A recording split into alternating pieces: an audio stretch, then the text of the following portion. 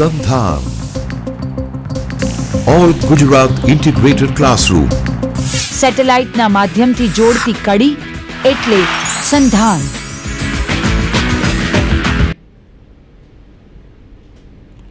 Good morning, friends. Today I would like to talk regarding the working capital management. કાર્યશીલ મૂડીના સંચાલન વિશે તમારી સાથે વાત કરવા માંગુ છું. First of all, the first point which will discussed by us is what is working capital management. એટલે કે કાર્યશીલ મૂડીનું સંચાલન એટલે શું? Working capital management is concerned with the problem that arise in attempting to manage the current assets. એટલે કે આપણે એમ કહી શકીએ કે કાર્યશીલ મૂડીનું સંચાલન છે એ મુખ્યત્વે બે સમસ્યાઓ સાથે સંકળાયેલું છે. One is current assets and the second one is the current liabilities and the entire relationship that exist between them. એટલે કે એમના વચ્ચેનો આંતરસંબંધ શું રહેલો છે એના વિશેની આપણે અહીંયા ચર્ચા કરવાની છે. નાવ the basic two parts here. First is what is current assets. So we will discuss regarding the first part. The term current assets refer to those assets which in the ordinary course of business can be or will be converted into cash within 1 year without undergoing a diminution in value. એટલે કે આપણે એમ કહી શકીએ કે ચાલુ મિલકતો કોને કહી શકાય? તો ચાલુ મિલકતો એટલે કે એવા પ્રકારની મિલકતો કે જે ધંધાકીય એકમના સામાન્ય સંજોગોમાં આપણે એને 1 વર્ષની અંદરના સમયગાળામાં રોકડમાં રૂપાંતરિત કરી શકીએ. પણ એક વાતનો ખ્યાલ આપણે અહીંયા રાખવાનો છે કે એમની વેલ્યુમાં કોઈ ફેરફાર ન થવો જોઈએ, અથવા તો આપણે એવું કહી શકીએ કે ધંધાકીય એકમના જે ઓપરેશન્સ છે, જે કાંઈ પણ ધંધાકીય એકમની કામગીરીઓ છે, એ કામગીરીઓમાં પણ ડિસ્ટર્બન્સ આવવું જોઈએ નહીં. ઉદાહરણ તરીકે લઈએ તો cash, marketable securities, accounts receivable and inventory. મુખ્યત્વે જે ચાલુ મિલકતો આપણે કહી શકીએ તો એમાં રોકડ છે, માર્કેટેબલ સિક્યુરિટીઝ એટલે કે જે જામીનગીરીઓ, બજારીય જામીનગીરીઓ કહીએ છીએ આપણે વિવિધ પ્રકારની, ઉપરાંત દેવાદારોનો સમાવેશ કરી શકીએ. ઇન્વેન્ટરીમાં ખાસ કરીને જે સ્ટોક હોઈ શકે છે, ઉપરાંત જે કંઈ પણ અર્ધ તૈયાર માલનો સ્ટોક હોઈ શકે છે, એ બધી જ બાબતોનો સમાવેશ આપણે ચાલુ મિલકતોમાં કરી શકીએ છીએ. આના પછીનું જે અગત્યનો પોઈન્ટ છે એ છે વોટ ઇઝ કરંટ લાયબિલિટી. એટલે કે ચાલુ જવાબદારીઓ કોને કહી શકાય? તો ચાલુ જવાબદારીઓનું જે પાર્ટ છે which will cover those liabilities which are intended at their inception to be paid in the ordinary course of business. એટલે કે ચાલુ જવાબદારીઓમાં આપણે એવા પ્રકારની જવાબદારીનો સમાવેશ કરી શકીએ જે ધંધાકીય બાબતોને લગતું, એટલે કે 1 વર્ષની અંદરના સમયગાળામાં ખાસ કરીને જે જવાબદારીઓ ધંધાએ જવાબદારીપૂર્વક ભોગવવાની હોય છે એનો સમાવેશ આપણે ચાલુ જવાબદારીમાં કરી શકીએ છીએ. અને આ જે જવાબદારીઓ છે out of the current assets or earnings of the concern. એટલે કે ધંધાકીય એકમની ચાલુ મિલકતો અને સાથોસાથ એમાં ઉદાહરણ તરીકે જોઈએ તો અકાઉન્ટ્સ પેએબલ એટલે કે લેણદારોની બાબતો છે, બિલ્સ પેએબલ જે તમારે લેણી હુંડી ચૂકવવાની હોય છે એ છે, બેંક ઓવરડ્રાફ્ટ અને આઉટસ્ટેન્ડિંગ એક્સપેન્સીસ એટલે કે જે કાંઈ પણ ખર્ચાઓ ચૂકવવાના છે એ બધી જ બાબતોનો સમાવેશ આપણે કરંટ લાયબિલિટીઝ એટલે કે ચાલુ જવાબદારીમાં કરી શકીએ છીએ. ત્યાર પછીનો જે અગત્યનો મુદ્દો છે એ meaning of working capital, the important part of our discussion. કે કાર્યશીલ મૂડી કોને કહી શકાય, એનો સામાન્ય અર્થ શું થઈ શકે? In a simple meaning two satisfied the financial needs. એટલે કે સામાન્ય અર્થમાં આપણે જો ચર્ચા કરવી હોય કાર્યશીલ મૂડીની તો આપણે એવું કરી શકીએ કે ધંધાની રોજબરોજની requirements of companies day to day work, the amount which is used is said to B the working capital. એટલે કે ધંધાકીય એકમના રોજબરોજના જે કાંઈ પણ વ્યવહારો થાય છે એ વ્યવહારોને પૂરા કરવા માટે જે કાંઈ પણ નાણાંની જરૂરિયાત ઉદ્ભવે છે એનો સમાવેશ આપણે કાર્યશીલ મૂડીમાં કરી શકીએ છીએ. Then meaning of working capital raw material, first example is raw material એટલે કે કાચો માલ સામાન છે એની જરૂરિયાત ઉદ્ભવવાની છે. કેશ ઓન હેન્ડ એટલે કે રોકડ હાથ પર જે રહેલી છે કેશ બેલેન્સ. રેડીમેડ મટીરિયલ તૈયાર માલ સામગ્રી જેનો આપણે સીધો વપરાશ કરી શકીએ અથવા તો જેને સીધી રીતે આપણે વેચી શકીએ છીએ. આ પ્રકારની બધી જ બાબતોનો સમાવેશ આપણે વર્કિંગ કેપિટલમાં કરી શકીએ છીએ. રીસેલેબલ સિક્યુરિટીઝ એટલે કે જે જામીનગીરીઓનું આપણે પરત વેચાણ કરી શકીએ એ પ્રકારનો સમાવેશ પણ એના ઉદાહરણમાં આપણે લઈ શકીએ છીએ. બિલ્સ રિસીવેબલ જે કાંઈ પણ આપણી લેણી હુંડીઓ હોય છે અને દેવાદારો ડેટર્સ આ બધાનો સમાવેશ વર્કિંગ કેપિટલના મેનેજમેન્ટમાં આપણે કરી શકીએ છીએ. ત્યાર પછીની જે અગત્યની બાબત છે ડેફિનેશન ઓફ વર્કિંગ કેપિટલ એટલે કે કાર્યશીલ મૂડીની મુખ્યત્વે આપણે બે ડેફિનેશન એટલે કે બે વ્યાખ્યાઓની આપણે અહીંયા અગત્યની ચર્ચા કરવાની છે. First definition is Hoagland given by Hoagland દ્વારા આપવામાં આવેલી છે. Working capital is descriptive of that capital which is not fixed એટલે કે કાર્યશીલ મૂડી એ એવા પ્રકારની વર્ણનાત્મક મૂડી છે કે જે સ્થિર હોતી નથી. But the more common use of working capital is two consider it as the difference between the book value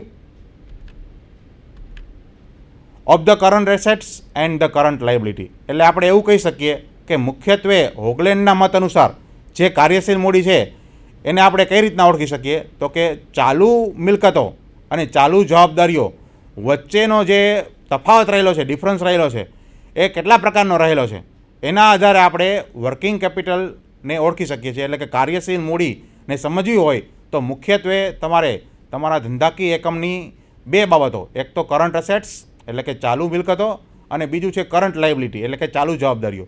એ બંનેના તફાવતને આધારે આપણે સારી રીતે એવું સમજી શકીએ કે કરંટ અસેટ્સ અને કરંટ લાયબિલિટીનો તફાવત જે હોય છે એને આપણે વર્કિંગ કેપિટલ એટલે કે કાર્યશીલ મૂડી તરીકે ઓળખી શકીએ છીએ. ત્યાર પછીની અગત્યની બીજી એક વ્યાખ્યા ડેફિનેશન આપવામાં આવેલી છે જે વેસ્ટર્ન અને બ્રિઘમ તરફથી આપવામાં આવેલી છે એની આપણે ચર્ચા કરીએ. Working capital refers two A firms investment in short term assets એટલે કે કાર્યશીલ મૂડીની જે કાંઈ પણ બાબત છે એ કોઈપણ પેઢીની જે રોકાણોની બાબત છે એટલે કે ખાસ કરીને કેવા રોકાણો તો કે શોર્ટ ટર્મ અસેટ્સ એટલે કે ટૂંકા ગાળાના જે મિલકતો છે એમાં કંપનીનું અથવા તો પેઢીનું રોકાણ કેટલું છે એની સાથે કાર્યશીલ મૂડી સંકળાયેલી છે. ખાસ કરીને ટૂંકા ગાળાની બાબતો લઈએ તો cash, short term securities, accounts receivable and inventories એટલે કે રોકડ છે, ટૂંકા ગાળાની જામીનગીરીઓ છે, દેવાદારો છે અને ખાસ કરીને ઇન્વેન્ટરી એટલે કે સ્ટોકની જે કાંઈ પણ બાબતો છે એ દરેક બાબતોનો સમાવેશ આપણે ટૂંકા ગાળાની અસેટ સાથે કરી શકીએ છીએ. એનું રોકાણ કેટલું થાય છે કંપનીમાં એ બાબત સાથે વર્કિંગ કેપિટલ સંકળાયેલી છે એટલે કે કાર્યશીલ મૂડી એની બાબત સાથે સારી રીતે સંકળાયેલી છે.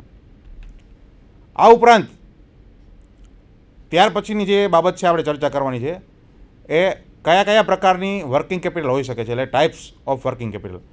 By taking into account the period એટલે કે ખાસ કરીને વર્કિંગ કેપિટલના પ્રકારો જો તમારે જાણવા હોય અથવા એને સમજવા હોય તો એના માટે જો અગત્યની બાબતો હોય તો તમારે એક તો સમયગાળો છે, ધેન ધ સર્કમસ્ટેન્સીસ એટલે કે સંજોગો કેવા છે, પર્સન્ટેજ એટલે કે પ્રમાણ કેટલું છે and changes of the capital required એટલે કે મૂડીના પ્રમાણમાં આ બધી જ બાબતો સાથે સંકળાયેલી છે. ખાસ કરીને સમય મર્યાદા છે, સંજોગો કેવા છે, પ્રમાણ કેટલું છે અને પરિવર્તન કેટલું થઈ રહ્યું છે. આ દરેક બાબતોના આધારે આપણે વર્કિંગ કેપિટલ છે એની રિક્વાયરમેન્ટ કેટલી છે એ જાણી શકીએ છીએ. Following various types of working capital can be pointed out અને એના આધારે આપણે વિવિધ પ્રકારની જે વર્કિંગ કેપિટલ છે એના વિશેની આપણે ચર્ચા કરી શકીએ છીએ.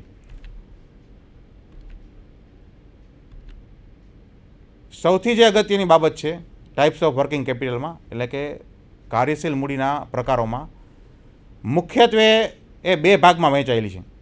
પહેલું છે પરમેનન્ટ વર્કિંગ કેપિટલ એટલે કે કાર્યશીલ મૂડી છે જે એ રેગ્યુલર પ્રમાણમાં જે યુઝ થાય છે એને આપણે પરમેનન્ટ અથવા તો સ્થાયી કાર્યશીલ મૂડી તરીકે ઓળખી શકીએ છીએ. અને બીજો એનો જે અગત્યનો મુદ્દો છે જે બીજો ભાગ છે એ ફ્લેક્સિબલ વર્કિંગ કેપિટલ છે એટલે કે આપણે એને પરિવર્તનશીલ અથવા તો ગતિશીલ કાર્યશીલ મૂડી તરીકે ઓળખી શકીએ છીએ.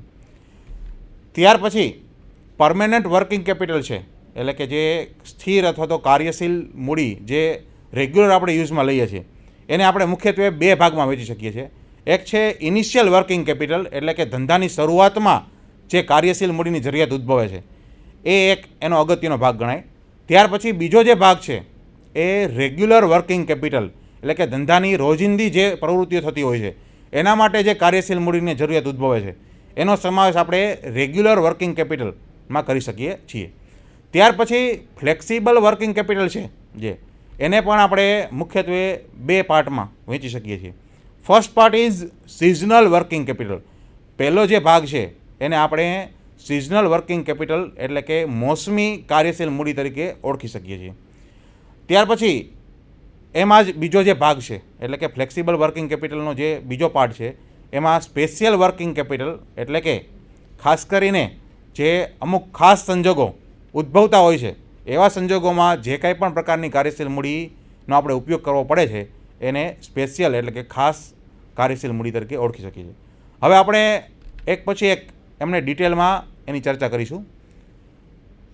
સૌથી પહેલું જે પાર્ટ છે એ પરમેનન્ટ વર્કિંગ કેપિટલ છે, એટલે કે જે અસ્થાયી સ્વરૂપની રેગ્યુલર સ્વરૂપની જે કાર્યશીલ મૂડીની જરૂરિયાત ઉદ્ભવે છે એમાં શું આપણે સમજી શકીએ છીએ.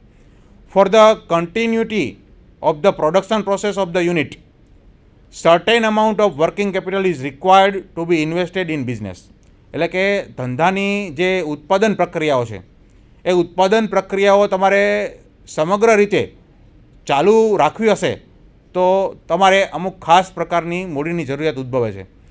આ જે મૂડીની જરૂરિયાત ઉદ્ભવે છે એને આપણે કાર્યશીલ મૂડીના એક પરમેનન્ટ વિકલ્પ તરીકે ઓળખી શકીએ છીએ, જેથી કરીને ધંધાકીય પ્રવૃત્તિઓની જે ઉત્પાદન પ્રક્રિયા છે એને આપણે ચાલુ સ્વરૂપમાં રાખી શકીએ છીએ, જેથી કરીને ધંધો ગતિશીલતા મેળવી શકે.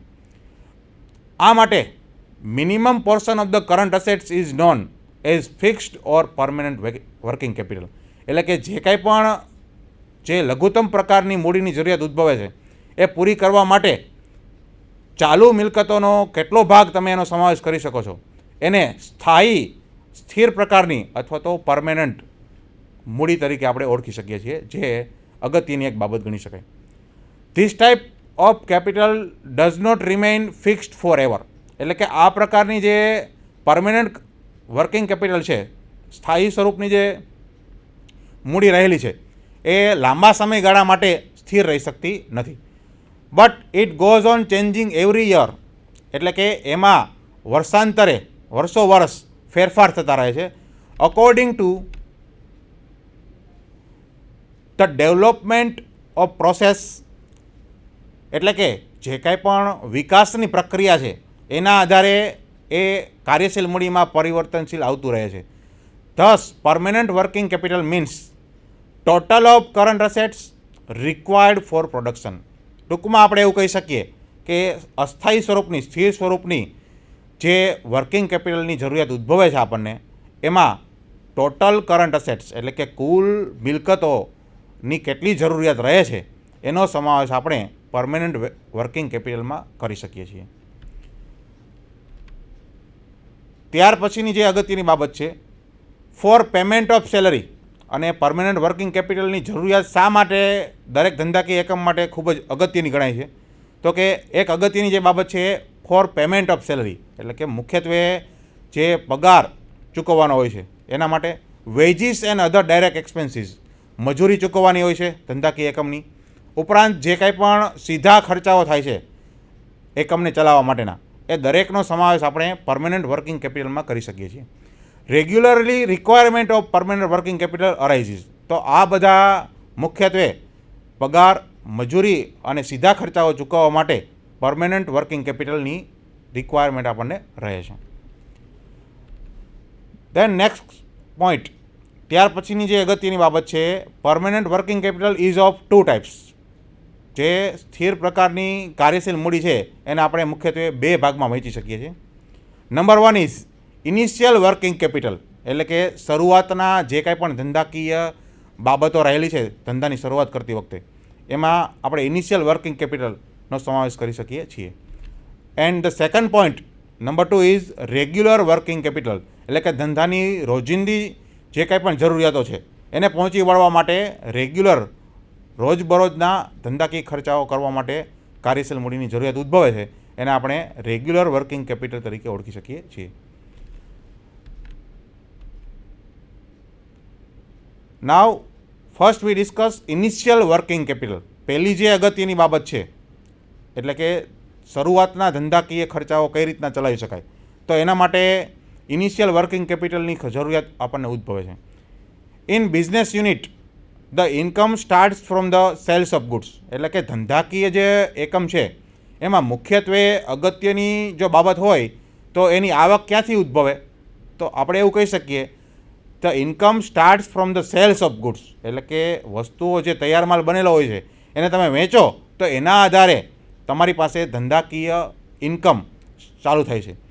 The working capital required to perform the various liabilities are known as initial working capital.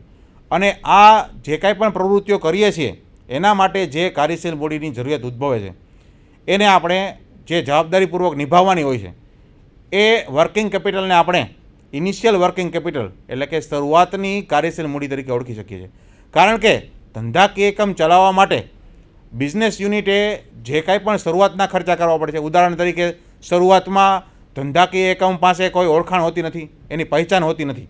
એથી આપણે એવું કહી શકીએ કે આવા સમય દરમિયાન ધંધાને જ્યારે જરૂરિયાત ઉદ્ભવે છે વર્કિંગ કેપિટલની, તો એ મેળવવા માટે વર્કિંગ કેપિટલની રિક્વાયરમેન્ટ એને ઊભી કરવી પડે છે. ઉદાહરણ તરીકે લોન લેવી હોય તો બેંક પાસેથી લોન લેવી પડે છે.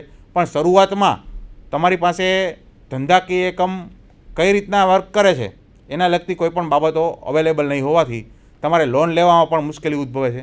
રોજબરોજના જે કાંઈ પણ ખર્ચાઓ ચલાવવા પડે એમાં પણ તમારે અગત્યની જે કાંઈ પણ બાબતો છે એમાંનો સમાવેશ આપણે કરી શકીએ છીએ. પણ આ બધી બાબતો ચલાવવા માટે સરળતાથી વર્કિંગ કેપિટલ ઇનિશિયલ જો તમારી પાસે ઉપલબ્ધ હોય તો તમારા ધંધાકીય એકમનું સંચાલન તમે સરળતાથી કરી શકો છો. ત્યાર પછીની જે અગત્ય